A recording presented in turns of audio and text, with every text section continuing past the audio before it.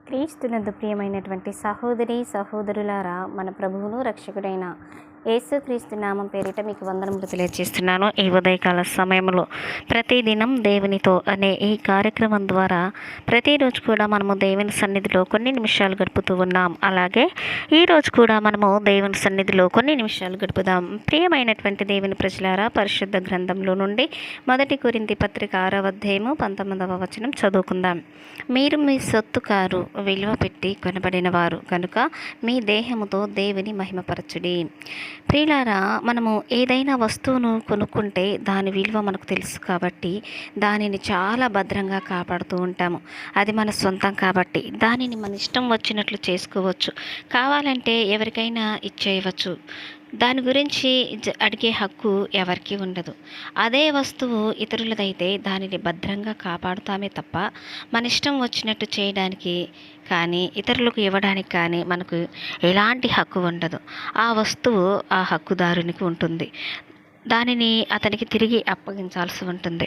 అలాగే మన శరీరము ఇంకా ఆత్మ దేవునికి సంబంధించినవి. వీటి మీద మనకు ఎటువంటి హక్కు లేదు. మనకు ఇవ్వబడిన శరీరమును ఆత్మను వాటిని దయచేసినటువంటి దేవునికి భద్రంగా తిరిగి అప్పగించాలి. బైబిల్లో చూస్తే మనుషులను బానిసలుగా కొనుక్కునేది వారితో పనులు చేయించుకోవడానికి. అమ్మబడినటువంటి వారు కొనుక్కున్న వారికి దాసులుగా ఉంటారు. వారికి ఎలాంటి కోరికలు ఉండవు. యజమాని ఏం చెప్తే అది చేయాలి. నిలబడమంటే నిలబడాలి, కూర్చోమంటే కూర్చోవాలి తప్ప తనకంటూ ఒక అభిప్రాయం కలిగి ఉండకూడదు. దేవుడు మనుషులను తన కోసం సృష్టించుకుంటే ఆ మనుషులు దేవునికి దూరం చేయడానికి సాతాను ఈ లోకంలో ఎన్నో తంత్రాలను ప్రవేశపెట్టింది. సాతాను కుట్రలకు బలైనటువంటి మనుషులు సాతానుకు దాసులై బందీలుగా మారారు.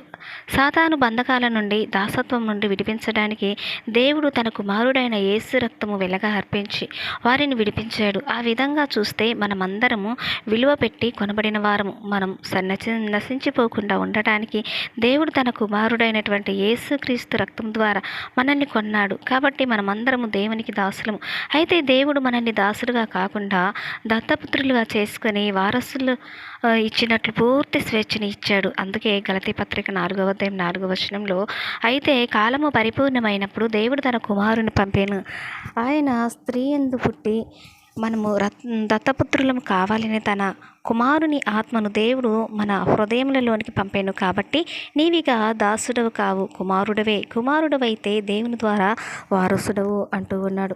దాసులమైనటువంటి మనలను దత్తపుత్రులనుగా చేసి వారసత్వం అనుగ్రహిస్తే మనం ఏం చేస్తున్నాము? దాసులమైన మనకు దేవుడు పూర్తి స్వేచ్ఛని ఇస్తే దానిని దుర్వినియోగం చేస్తూ దేవుని పట్ల కృతజ్ఞత లేకుండా దేవుని సొత్తు అయిన మన శరీరాన్ని, ఆత్మను ఈ లోకానికి అప్పగించి ఏ సాతాను నుండి అయితే దేవుడు మనల్ని విడిపించాడో తిరిగి అదే సాతానుకి దాసులమై దేవునికి వ్యతిరేకంగా జీవిస్తూ ఉన్నాం. అయినప్పటికీ మనము విలువ పెట్టి కొనబడిన వారం కాబట్టి మనం నశించిపోకూడదని దేవుడు మనకు సమయం ఇస్తూ ఉన్నాడు. మనం నశించి నరకానికి పోకుండా పరలోక రాజ్యానికి తీసుకెళ్లాలన్న దేవుని కోరిక నెరవేరాలంటే ఇకనైనా మన శరీరాన్ని, ఆత్మను దేవుని పనికి ఉపయోగించాలి. మరి దేవుడిచ్చినటువంటి నీ దేహంతో దేవుణ్ణి మహిమపరచడానికి నీవు సిద్ధంగా ఉన్నావా? సిద్ధంగా ఉన్నట్లయితే ప్రార్థన చేసుకుందాం. పరిశుద్ధుడు అయిన తండ్రి, నీకు వందనాలు, స్తోత్రాలు చెల్లిస్తూ ఉన్నాం. దేవా, మేము విలువ పెట్టి కొనబడిన మేము ఈ భూమి మీద జీవించినంత కాలము మా శరీరంతో నిన్ను మహిమపరిచేలా నీ కృపను దయచేయమని ప్రార్థిస్తూ ఉన్నాం. దేవా, ఈ యొక్క వాక్యాన్ని విన్న ప్రతి బిడ్డను మీరు దీవించి, ఆశీర్వదించి, గణపరిచి, మహిమపరిచే విధంగా వాడుకొనమని ప్రార్థిస్తున్నాం తండ్రి. ఎవరే అవసరతలు, అక్కరలు ఉన్నారో తీర్చమని యేసయ్య నామమున అడుగుచున్నాను తండ్రి. ఆమేన్.